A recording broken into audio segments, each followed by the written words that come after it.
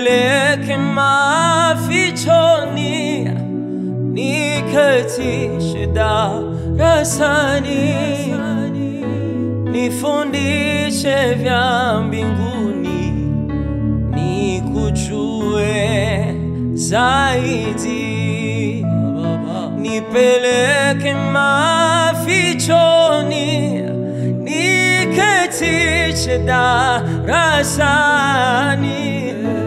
nifundishe vya mbinguni, nikujue zaidi. Hili ni ombi langu, hitaji ya moyo wangu, kukujua zaidi, kukujua zaidi. Bwana, hili ni ombi langu, hitaji ya moyo wangu,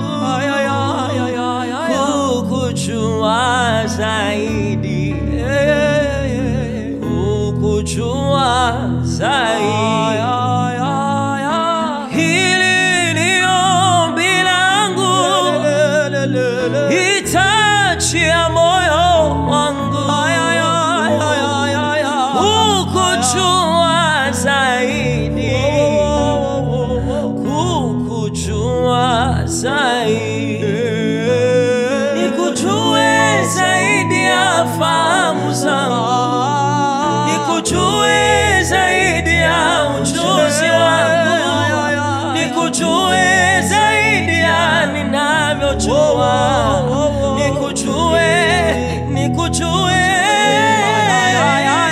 nikujue zaidi ya jina langu, nikujue zaidi ya maisha yangu, nikujue zaidi ya vitu vyote. Nifunze kukujua mwalimu, maana hii ni haja yangu. Yes Lord, hitaji ya moyo, kukujua zaidi, kukujua zaidi.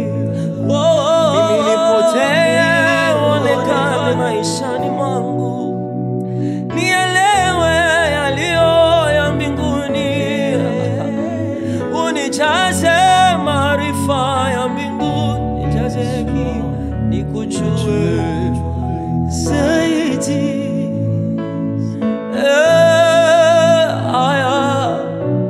Kama alivyompeleka Musa kwenye mlima, ukazungumuza na yeye siku 40 usiku na mchana. Alipotoka huko mafichoni, alikuwa amejaa upako na nguvu, hata pakukuwa mtu ambaye angeweza kumtazama. Eliya anamuona alivyopelekwa kwenye mlima, alivyojifunua kwake, ukajifunua kwa sauti ndogo.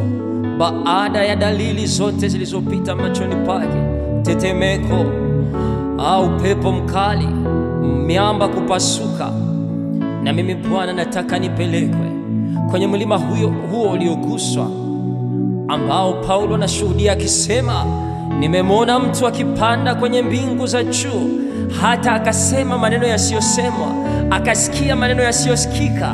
Hii ni shauku yangu, e Bwana, yafunue mafumbo kwangu.